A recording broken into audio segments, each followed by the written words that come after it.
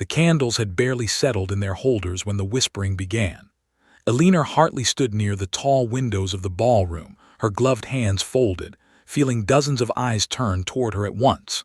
She did not know why the room had gone quiet so suddenly, but she felt it, the way one feels a storm before the first drop of rain. Across the polished floor, Duke Nathaniel Ashford was walking toward her, his steps slow and deliberate, his smile sharp as a blade. He had a reputation, one she had heard whispered in drawing rooms and carriages, a reputation for choosing a target at every gathering and breaking them in front of everyone for sport. Tonight, it seemed, he had chosen her. She had come to the ball as a guest of Lady Margaret Whitfield, a kind woman who had taken an interest in her sharp mind and quiet manners. Alina was not born into wealth. Her father had been a schoolmaster, a man who believed that knowledge was the truest form of inheritance, and he had given his daughter every book, every lesson, every language he could afford to teach her. She had grown up reading by candlelight long after the household had gone to sleep, filling her mind with words from distant countries while her hands were busy with mending and mundane chores. No one in this glittering room knew that about her. To them, she was simply an outsider, a young woman without a title, standing where she did not belong. The Duke stopped in front of her, close enough that she could smell the wine on his breath. His friends had gathered a few steps behind him, already grinning, already anticipating the show. He tilted his head, studying her gown, her posture, the plain pearl pin at her collar, and then he smiled the way a cat smiles at something small and trapped. He did not raise his voice. He did not need to. The ballroom had a way of carrying sound when everyone wanted to hear it, and everyone did. Alina felt her heart quicken, but she did not look away. She had learned long ago that fear shown too early was fear that could be used against you. She kept her spine straight and her chin level, waiting to see what game he intended to play. Around them, the orchestra continued playing softly, unaware or uncaring of the tension building near the windows. A few guests pretended to sip their drinks while watching from the corners of their eyes. Others made no pretense at all, turning fully to watch what was about to unfold. The Duke's gaze swept over her once more, slow and mocking, and then he opened his mouth to speak, choosing his words carefully, choosing a language he was certain she would never understand. He was about to be wrong. The room, for one breathless moment, seemed to hold its collective breath along with her. The Duke began to speak in fluent, rapid French, his voice smooth and amused, pitched just loud enough for the guests nearby to catch every word. He called her an uninvited shadow at a feast meant for stars, a girl playing dress-up in a world far above her reach. He suggested, with a slight curl of his lip, that she had likely borrowed her gown, and that her presence tonight was nothing more than a charity offered by Lady Margaret out of pity. His friends laughed under their breath, covering their mouths with gloved hands, clearly enjoying the performance they had seen him give many times before at the expense of others. Alina did not move. She let the words land, let them settle into the air between them, giving no flicker of confusion or embarrassment that the Duke was so clearly expecting. Her stillness, however, was not weakness. It was calculation. She understood every syllable he had spoken, each carefully placed insult, each subtle jab meant to strip her of dignity in front of a room full of strangers. A young woman standing nearby, wearing an elaborate necklace and an expression of practiced boredom, leaned toward her companion and murmured that the poor girl clearly had no idea what had just been said about her. Her companion nodded in agreement, already losing interest, already looking around for the next entertainment of the evening. The Duke, encouraged by the silence, took a step closer, clearly savoring what he believed was her confusion. He added one more line, crueler than the rest, suggesting that she should return to wherever governesses and schoolmasters' daughters belonged, far from rooms meant for people of consequence. A ripple of quiet laughter moved through his circle of friends. Alina felt something settle inside her chest, not anger exactly, but a calm and steady resolve. She thought of her father, of the long nights spent learning grammar and verbs by flickering candlelight, of the sacrifices he had made so she would never be caught without an answer. She thought of every person who had ever underestimated her, and how each time she had waited patiently for the right moment to prove them wrong. The orchestra continued playing in the background, unaware that the true performance of the evening was about to begin near the tall windows. Guests who had drifted away now found reasons to linger closer, drawn by some unspoken sense that something worth watching was building in that corner of the room. The Duke straightened his jacket, clearly pleased with himself, already turning slightly toward his friends to accept their quiet approval, certain that the exchange was finished, and that she would simply stand there in humiliated silence for the rest of the night. He had not yet noticed the calm, steady look forming in her eyes, the look of someone who was not defeated, but simply waiting for her turn to speak. Elinor let one more second of silence pass, long enough for the Duke to fully believe he had won, and then she spoke. Her French came out smooth, precise, and utterly unaccented, each word chosen with the same care a skilled surgeon uses with a blade. She told him calmly that a man who mocked strangers for entertainment often did so because he had little else to offer a room full of people. She added that borrowed gowns were far less shameful than borrowed confidence, the kind a man wears only when surrounded by friends who laugh at his jokes out of fear rather than true amusement. The laughter around them stopped instantly, as if someone had pulled a curtain closed over the entire group. The Duke's smile faltered, his eyes widening for just a moment before he tried to recover his composure. Elinor did not stop there. Before he could respond, she shifted seamlessly into Italian, her voice still calm, still steady, quoting a line from a well-known poet about the emptiness of cruelty dressed up as wit. The words were elegant, cutting in their own gentle way, drawing a soft gasp from a nearby guest who clearly understood the language and appreciated the skill behind the insult.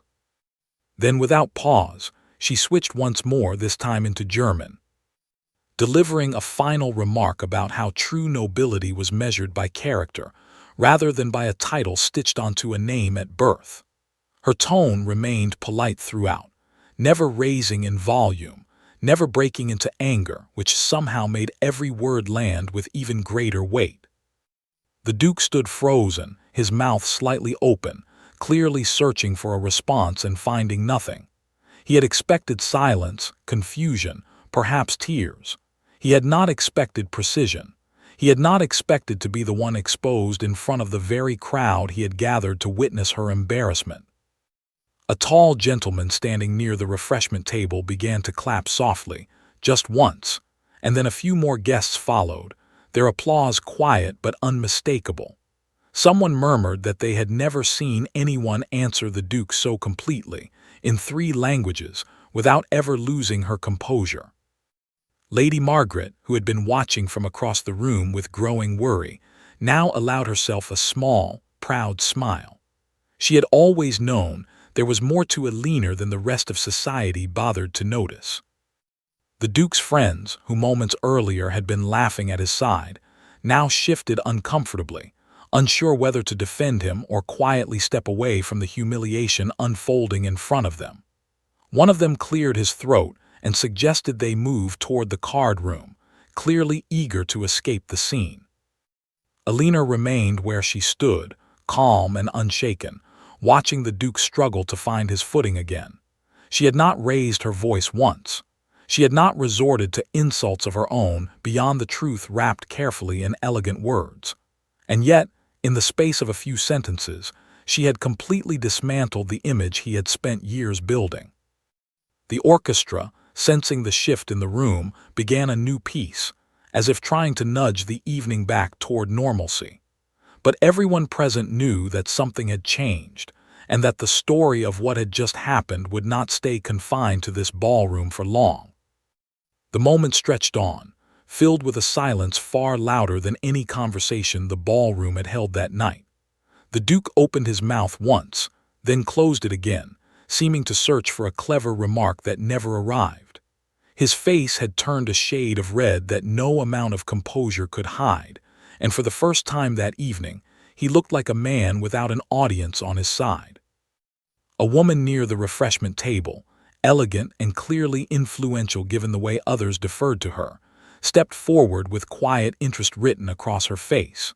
She introduced herself as Duchess Charlotte Rowley, a woman known throughout society for her sharp intellect and her low tolerance for cruelty disguised as charm. She complimented Aliner's command of language, remarking that she had rarely witnessed such grace under pressure, and asked, with genuine curiosity, where she had learned to speak so many languages with such ease. Aliner answered simply, crediting her father, a humble schoolmaster who had believed that knowledge should never be limited by circumstance. The Duchess nodded approvingly, clearly impressed, and gestured for Aliner to join her small circle of friends near the far side of the room, away from the Duke and his now uncomfortable companions. The Duke, sensing the tide turning firmly against him, attempted one last effort to regain control of the situation. He forced a laugh, waving a dismissive hand, claiming that he had only been testing her wit, that the entire exchange had been a playful jest between equals. But his voice lacked its earlier confidence, and the guests around him exchanged knowing glances, unconvinced by his sudden change in tone. Lord William Carter, a respected gentleman known for his fairness, stepped closer and remarked, loud enough for several people to hear, that a true test of wit did not require an audience gathered specifically to enjoy someone's downfall. His words carried weight, and several guests nodded quietly in agreement, further isolating the Duke from the very crowd he had once commanded with ease. Aliner, now surrounded by genuine warmth rather than mockery, felt something settle within her, a quiet strength she had always carried but rarely had the chance to display so openly. She thanked the Duchess for her kindness, careful not to let pride overtake the calm dignity she had maintained throughout the evening. Across the room, the Duke's friends slowly distanced themselves, murmuring excuses about needing fresh air or checking on their carriages. One by one, they slipped away, leaving him standing nearly alone near the tall windows where the confrontation had begun. He glanced toward Aliner one final time, his expression unreadable, before turning and walking briskly toward the exit, his earlier arrogance replaced by something closer to quiet defeat. The orchestra's music swelled gently, filling the space the tension had left behind, and slowly the ballroom returned to its usual rhythm of conversation and laughter. Yet beneath the surface, everyone present understood that the balance of the evening had shifted permanently, and that the story of what had happened by the windows would travel far beyond these walls before the night was over. News of the evening spread quickly through the city, carried from drawing room to drawing room by guests eager to share what they had witnessed. Within days, Aliner Hartley's name was spoken with a kind of respect she had never experienced before, no longer whispered as an outsider's name, but mentioned with genuine admiration. People who had once overlooked her at gatherings now sought her out, curious to meet the young woman who had answered a duke's cruelty with calm brilliance in 3 languages. Duchess Charlotte Rowley became an unexpected ally, inviting Aliner to smaller gatherings where conversation mattered more than titles or inherited wealth. Through these new connections, Aliner found herself welcomed into circles that valued intelligence and grace over background, circles that had once felt entirely out of reach. She continued to carry herself with the same quiet confidence she had shown that night, never boasting about the encounter, letting others tell the story while she simply moved forward with dignity. Lord William Carter, impressed by both her composure and her sharp mind, began seeking her company at various events, engaging her in conversations about literature, history, and the languages she had studied for years. Their exchanges were thoughtful and genuine, free from the mockery she had once feared from the higher circles of society.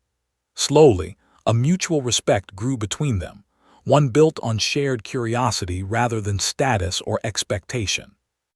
As for the Duke, his reputation suffered quietly but steadily in the weeks that followed. Guests who once laughed at his sharp remarks now hesitated before attending events where he might be present, wary of becoming his next target and equally wary of standing too close should another moment like that night occur again. Several families reconsidered alliances they had once been eager to form with him, unwilling to risk their own reputations by association. He remained wealthy and titled, but the easy admiration he once commanded had grown thin, replaced by cautious politeness at best. Weeks later, at another grand gathering, Alina arrived once again on Lady Margaret's arm, but this time the atmosphere around her felt entirely different. Guests greeted her warmly, some even eager to introduce themselves, hopping to engage her in conversation. Across the room, she caught sight of the Duke, standing stiffly near a group of acquaintances who seemed far less enthusiastic about his presence than they once had been. Their eyes met briefly, and for the first time he offered a small, reluctant nod, an unspoken acknowledgement of the respect he had failed to give her the first time they met. Alina returned the nod politely, without triumph or bitterness, and turned back to the conversation Duchess Charlotte had begun beside her. She had not sought revenge that night by the windows, only fairness, and in the end, fairness had spoken far louder than any insult ever could.